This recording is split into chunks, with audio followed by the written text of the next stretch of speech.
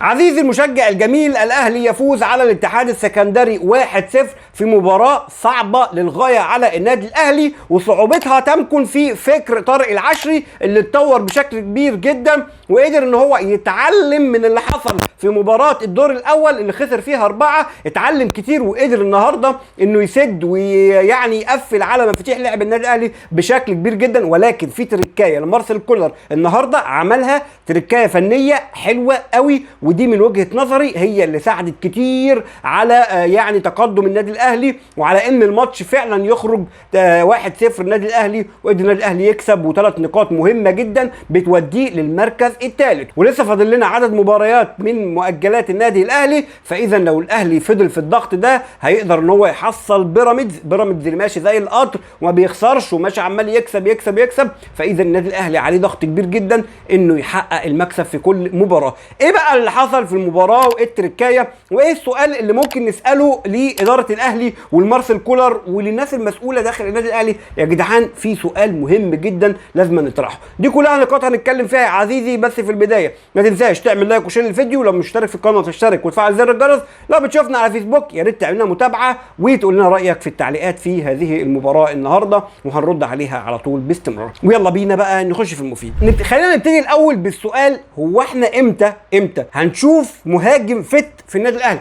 امتى هنشوف مهاجم هداف في النادي الاهلي؟ ده حتى لما جه وسام بقى سريع الاصابات، ويعني سبحان الله لسه ما لمس معانا واصابتين ثلاثه يعني في وقت قليل جدا، حتى لما كانش مع الاهلي مع المنتخب والكلام ده كله. ولكن امتى هنشوف مع عدد الفرص اللي بتتيح للنادي الاهلي دي، وبالذات الشوط الاول عدد فرص يعني لا باس به، وكهربا بيضيع كتير قوي. وده اللي قلت لك حتى قبل كده الماتش اللي فات لما قلت لك ان مارسيل كولر اخطا بمشاركه موديست اساسي والمفروض ان كهربا يبتدي. النهارده مع بدء كهربا قدر ان هو يعني يضغط بشكل كبير جدا، قدر ان هو يعمل نشاط مكثف داخل منطقه جزاء الخصم، وقدر ان هو يضيع 4 هجمات في الشوط الاول. هجيلك في الفنيات والكلام ده. لكن امتى هنتلاقي مهاجم هداف ثابت معانا لفترات طويله؟ ان احنا بيجيلنا فرص كبيره جدا، ومارسيل كولر على النواحي الخطيه بيعمل اداء عالي جدا، والماتش ده لازم نشهد له انه ابتدى صح وعمل كل حاجه صح. طب هتقول لي الاهلي فوزه اتاخر ليه؟ هقول لك بسبب ضياع الفرص، ودي ما يسالش عليها مارسيل كولر. هتقول لي طب هو يسال على ايه؟ يسال على التشكيل، وان هو بيودي اللعيبه وبيودي الفرقه في اكتر من هجمه، والتركيه اللي حصلت منه النهارده دي تشهد له تماما بالذات في الشوط الاول. خلينا نتكلم ان التشكيل النهارده ابتدى تشكيل مثالي وتشكيل روعه من مارسيل كولر. الشناوي في حراسه المرمى، 2 في الدفاع ربيعه وعبد المنعم وعمر كمال عبد الواحد كباك يمين وكريم فؤاد كباك شمال، وفي خط الوسط معاك اكرم وامام ومروان، وفي خط الهجوم معاك حسين الشحات وعبد القادر، وراس حربة هو محمود كهربا. ودي بداية كويسة جدا. النادي الاهلي ابتدى النهارده شوط اول تحس ان انت يعني كنت مسيطر، كنت مهيمن. مفيش غير دقيقة الاولى بس اللي حسيت ان الاتحاد نازل مهاجم، الاتحاد نازل مضاغط، ولكن كرة اولى بتروح لمهاجم الاتحاد بيشوطها اي كلام، بتروح للشناوي في الدقيقة الاولى. بعد كده بيتراجع تماما نادي الاتحاد السكندري، وطارق العشري بيرجع لخطته القديمة وهي الدفاع ثم الدفاع ثم الدفاع. ما تعملش اي حاجه يا باشا، دافع دافع دافع. وهنا الدفاع كان منظم بشكل كبير جدا من نادي الاتحاد، وقدروا فعلا هم يسيطروا على مفاتيح لعب النادي الاهلي. المفتاحين المهمين للنادي الاهلي اهمهم هو امام عاشور النهارده كان مسيطر عليه بلاعب واثنين، ما كانش واخد حريته. كل ما يجي يشوط كل ما بيكون معاه الكوره تلاقي لاعب واثنين ضاغط عليه بشكل كبير جدا. فهنا طارق العشري قدر ان هو يعطل مفتاح مهم جدا للنادي الاهلي اثر عليه سلبيا. ايضا مروان عطيه لما كان بيمسك الكوره، لانه برضو سلاح مهم في التصويبات والعرضيات والطوليه اللي بيعملها بشكل جيد جدا بالنسبه لمروان عطيه. ولكن هنا برضو الضغط عليه بشكل كبير جدا ومكثف على مروان عطيه اثناء امتلاكه للكوره. انت هنا مسكت خط نص الاهلي يعني فركشته تماما، ودي نقطه حلوه جدا. ولكن انت عندك بقى كان في حريه شويه. فاذا مارسيل كولر عمل ايه؟ لانه طبيعي انا متوقع ان طارق العشري يلعب بنفس الطريقه دي ويرجع لسلاحه القديم، واكيد مش هيلاعبني بنفس ما لعبني الدور الاول وفاتح بقى خطوطه وبيهاجم والكلام ده كله، مع التوفيق اللي ساعدني في جون اول بدري وجون تاني وجون تالت. فاذا الماتش فتح معايا تماما بشكل كبير جدا. اكيد مش كل مره هيحصل نفس السيناريو. هنا بقى خلى كهربا يعمل يعني مهاجم وهمي كده، ما يلعبش كمهاجم صريح، وبدا يتحرك على الاطراف شمال ويمين، وفعلا شكل خطوره كبيره جدا. كهربا في الشوط الاول مضيع 4 اهداف. يمكن انا حتى الناس اللي متابعاني على الفيسبوك نزلت بوست شوط اول بعنوان كهربا يتفنن في تضييع الفرص. كهربا النهارده ضيع 4 تجوان ما يدعوش تماما، وفي منهم جونين يعني مؤكدين بامتياز، يعني لازم كهربا يجيبهم. ولكن كهربا حلو في الحاجات دي ان هو بيضيع في الاخر، بس في مجمل المباراه هتلاقيه في الاخر مفنش لك حلو وجايب جون ومريح لك الدنيا، عكس موديس تماما اللي ما كانلوش وجود داخل المباراه وما كانلوش وجود حتى هجوميا بشكل ايجابي، بل بالعكس كان بيضيع الكور اللي كانت بتجيله. كهربا هنا كان بيسقط، كان ساعات بيكون محطه كويسه جدا، كان ساعات بيوسع ليه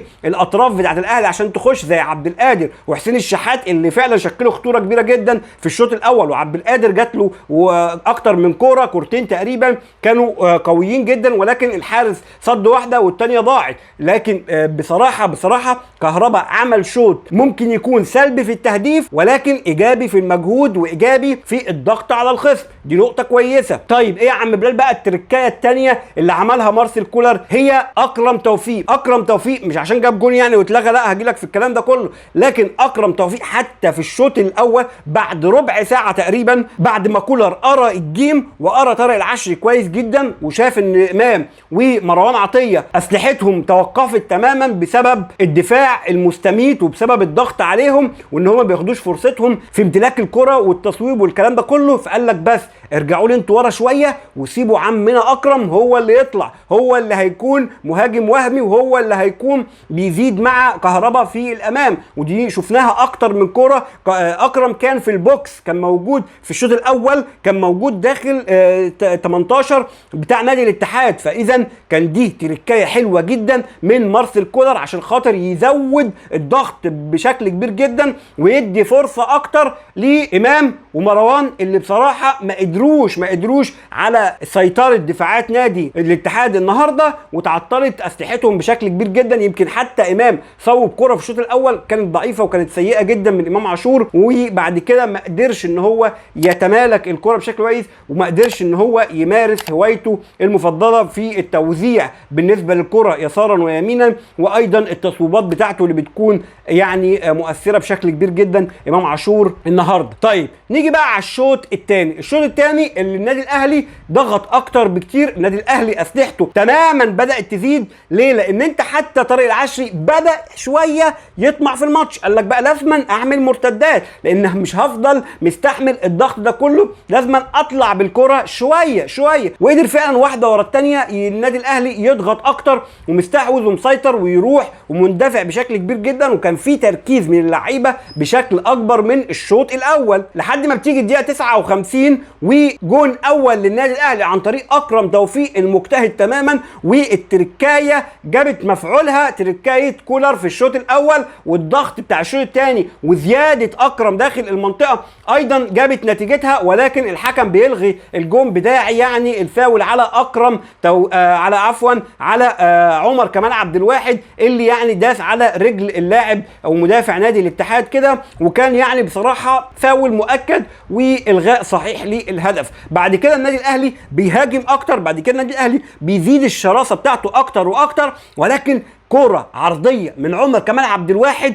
لاخونا وحبابنا عبد القادر. يا عبد القادر دي في ال6 ياردة، يا عبد القادر ده انت لو مدافع الاتحاد يستحيل يطلعها بالشكل ده. انت يا ابني طلعتها ازاي؟ الكرة دي لو اتعادت 200 مرة ما كنتش هتضيعها، ده عاوزة لمسة بس كده، ولكن تضيع بغرابة شديدة جدا من عبد القادر في الدقيقة 62. لا يا عبد القادر مش كده، عبد القادر محتاج واحده بس عشان خاطر الثقه ترجع له تاني. بصراحه عمل مجهود كويس جدا خلال المباراه النهارده وادى اداء حلو لدرجه ان مارسيل كولر سابه ال90 دقيقه. بس الكره دي توفيق وعدم توفيق، يعني اكيد مش هيقصد يعني يضيعها، ده كوره ما تضيعش خالص يعني. بعد كده بيستمر ضغط النادي الاهلي اكتر واكتر، علشان في الدقيقه 68 عرضيه حلوه جدا وهجمه مرتده من الشحات، وعرضيه من الشحات ولا اروع ولا اجمل، بتيجي على راس كهربا في ال6 ياردة، وما يجليش بقى المره دي، ما تجليش من كهربا يا معلم، وهوبا الهدف الاول للنادي الاهلي، هدف ولا اروع ولا اجمل بعرضيه بهجمه مرتده واستغلال للمساحات وطلوع الاتحاد من مراكزه الدفاعيه، وقدر النادي الاهلي يحرز الهدف الاول عن طريق كهربا بعد ضغط كبير جدا. بعد الهدف لعيبه النادي الاهلي تحس ان هم بدنيا سقطوا شويه، وسقطوا كتير بسبب بقى الجو، بسبب ما تفهمش الاجهاد، بسبب ما يعني مش فاهم، مع ان يعني المفروض ما يكونش فيه اجهاد قوي، ممكن يكون الجو والكلام ده كله، بس احنا يا جدعان يعني لعيبه الاهلي والروتيشن اللي بيحصل والكلام ده كله بصراحه يعني عليه علامات استفهام كبيره جدا بالنسبه للنواحي البدنيه. ولكن هنقول ماشي، بدا الريتم يقل، بدا حتى اللعيبه ما يكونش عندها حتى الدفعه انها تطلع بالكوره، لا بداوا يهدوا الريتم بشكل كبير جدا، يريحوا الكوره ويبداوا يسيطروا عليها، واحده اتنين تلاته كده ونقلات والكلام ده كله، علشان يتدخل مارسيل كولر في الدقيقه 73 بدخول قفشه وخروج امام عاشور، وايضا دخول اليو ديانج ونزول مروان عطيه. الاثنين دولت اللي يعني ما كانوش شايفين قدامهم زي ما قلت لك في البدايه، بسبب الضغط الدفاعي عليهم، وبسبب ان طارق العشري ما كانش مديهم حريه تماما، وكان مكتفهم تكتيف يعني ما بعده تكتيف، وقدر فعلا ان هو يعني يكتم خطورتهم بالنسبه للنادي الاهلي. بعد التبديلات بقى بدا النادي الاهلي يمتلك الكوره وسيطره وهيمنه داخل الملعب وسط الملعب كده، ونقل كوره زي ما قلت لك، بدا النادي الاهلي يهدي الريتم شويه، ولكن صحوه هجوميه بالنسبه لنادي الاتحاد، وبداوا يهاجموا نادي الاهلي، علشان في الدقيقه 82 بيروحوا بهجمه قويه جدا، ولكن في النهايه ربيعه بيقدر قبل ما الكوره توصل للشناوي يطلعها بشكل جميل جدا. بعد كده تبديلات مارسيل كولر بقت مستمره، وخروج عمر كمال عبد الواحد بسبب الاصابه، ونزول طاهر محمد طاهر، وايضا نزول موديست وخروج كهربا. وهنا بقى بعد خروج عمر كمال عبد الواحد بدا ان هو يلعب بطاهر محمد طاهر كجناح، ويرجع حسين الشحات كباك عشان يقدر يسد مكان عمر كمال عبد الواحد بالشكل كبير. وما زالت ايضا برضو ضغط النادي الاتحاد في الدقيقه 88 ضربه ركنيه للاتحاد، وخروج خاطئ جدا من الشناوي، بصراحه خروج خاطئ قوي، والحمد لله كان فيها حظ وتوفيق كبير جدا للشناوي، ان اللاعب اللي لعبها ده كان مدافع، لعبها برجله كده كباكورد يعني لورا، ولكن تعالوا العرضه بحاجه بسيطه جدا في المرمى الخالي تماما. وهنا كان خروج خاطئ من الشناوي بصراحه، اللي يمكن في تذبذب في اداء الشناوي بعد الرجوع من الاصابه. اتمنى ان الشناوي الكره اللي يعني ما بتروحلوش كور كتير، ولكن في كام كره راحوا له سواء في الماتش ده او الماتش اللي فات، بصراحه تبان قوي ان في هزه في مستوى الشناوي. نتمنى ان هو يرجع لكامل مستواه. الشناوي وحش افريقيا، الشناوي يعني وحش النادي الاهلي وبطل كبير للنادي الاهلي، نتمنى ان هو يكون دايما في مستواه. النادي الاهلي النهارده بيخرج ب1-0 بس في مباراه صعبه للغايه، وده علشان خاطر يعني طارق العشري فطن للتريكات وفطن لطريقه لعب مارسيل كولر، وقدر ان هو يسدله كل الثغرات او كل نقاط القوه عند النادي الاهلي، سدها بامتياز طارق العشري. بس في النهايه النادي الاهلي بيقدر انه يكسب رغم اي صعوبات ورغم اي اجهادات ورغم اي يعني دفاعات مستميته من الفرق المنافسه له، والنادي الاهلي يعني بيوصل للمركز الثالث، وان شاء الله باذن الله يتفوق ويستمر. ضغط المباريات هيكون صعب المطوشه اللي جايه، ولكن ان شاء الله كلنا ثقه في النادي الاهلي انه يفوز. ما تنساش طبعا في نهايه الفيديو تعمل لايك وشير للفيديو، ولو مش تابعنا يا ريت تتابعنا، قولوا لنا رايكم في التعليقات. دمتم في امان الله، والسلام عليكم ورحمه الله وبركاته.